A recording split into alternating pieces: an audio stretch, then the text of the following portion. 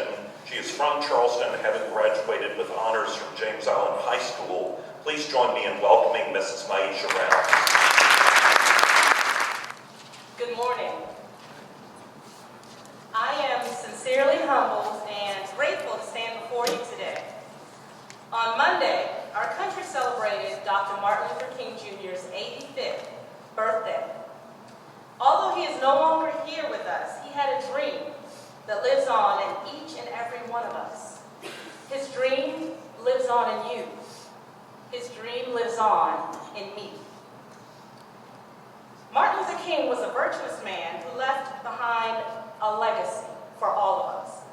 His legacy included, repeat after me, say nonviolence, love, respect, cooperation, patience, responsibility, honesty, and unity.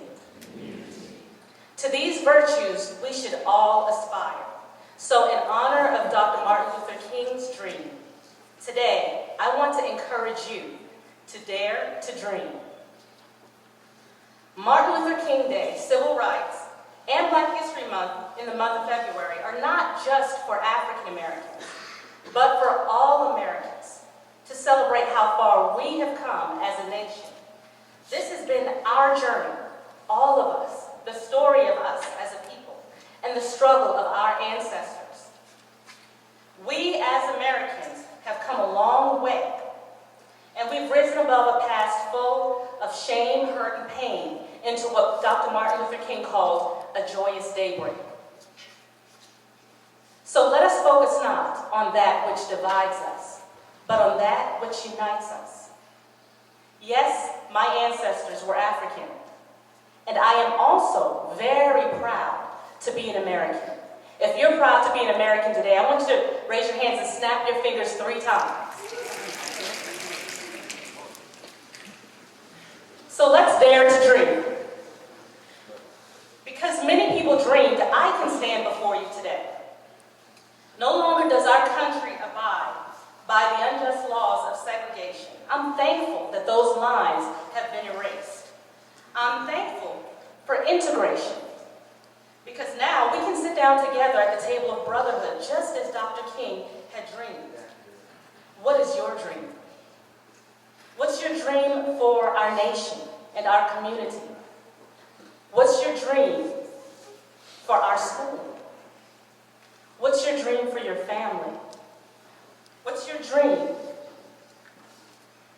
for when you grow up? How will your dream change the world? So dare to dream. Teenagers and young adults, you are our future leaders. You are our future engineers, our mathematicians, our artists and musicians.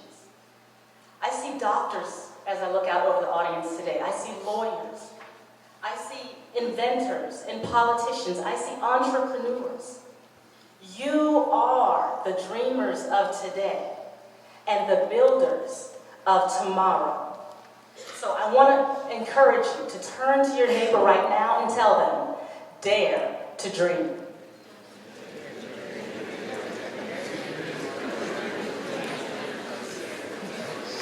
I hear a lot of dreamers. I've learned to be grateful.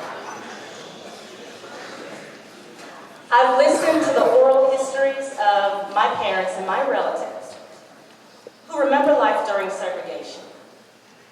And they also remember how much things changed during integration. Hearing their experiences has taught me the importance of gratitude. I don't take anything for granted because I consider myself very blessed to be living Dr. King's dream today. I live the dream each day that I come to school with my children. I live the dream whenever I sit in a waiting room at a doctor's office. I live the dream every time I dine at my favorite restaurant or get a sip of water from a water fountain. I live the dream when I use a public restroom or when I go see a movie or even spend time with friends. I live the dream when I go home in the evenings to my home in the suburbs. There was a time in our country when none of these dreams would have been possible. But thankfully, all of these freedoms and so many more are possible because someone dared to dream. If you want to see a miracle, I encourage you to be a miracle. And if you want to change the world, then say it with me, dare to dream. Finally, I want to invite my class up to the stage with me. And while they're coming quietly, I want to leave you with Dr. Martin Luther King's words.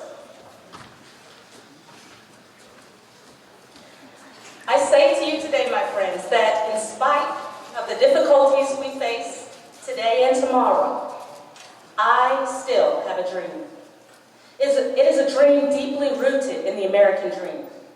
I have a dream that one day this nation will rise up and live out the true meaning of its creed. We hold these truths to be self-evident, that all men are created equal. I have a dream that one day on the red hills of Georgia, the sons of former slaves and the sons of former slave owners will be able to sit down together at the table of brotherhood. I have a dream today. I have a dream that one day the state of Mississippi, a state sweltering with the heat of injustice, sweltering with the heat of oppression, will be transformed into an oasis of hope. I have a dream today that one day my 4 little children will live in a nation where they'll be not judged by the content, by the color of their skin, but by the content of their character. I have a dream today. And this will be the day. This will be the day when all of God's children, black men, white men, Jews and Gentiles, will be able to sing with new meaning, "My country 'tis of thee, sweet land of liberty, of thee I sing. Land where my fathers died, land of the pilgrim's pride, from every mountainside. Let freedom ring!" And if America is to be a great nation, we know this must become true. So, Let freedom ring! from the prodigious hilltops of New Hampshire, Let freedom ring! you can join us from the mighty mountains of New York, Let freedom ring! from the heightening Alleghanies of Pennsylvania, Let freedom ring! from the snow-capped Rockies of Colorado, Let freedom ring! from the curvaceous slopes of California, Let freedom ring! from Lookout Mountain of Tennessee, Let freedom ring! from Stone Mountain of Georgia, Let freedom ring! from every hill and molehill of Mississippi, from every mountainside.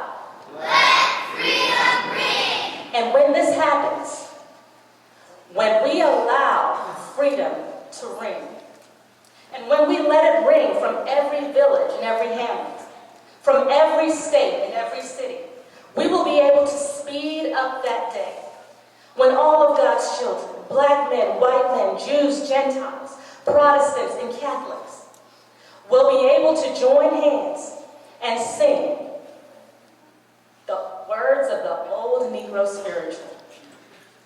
Free at last, thank God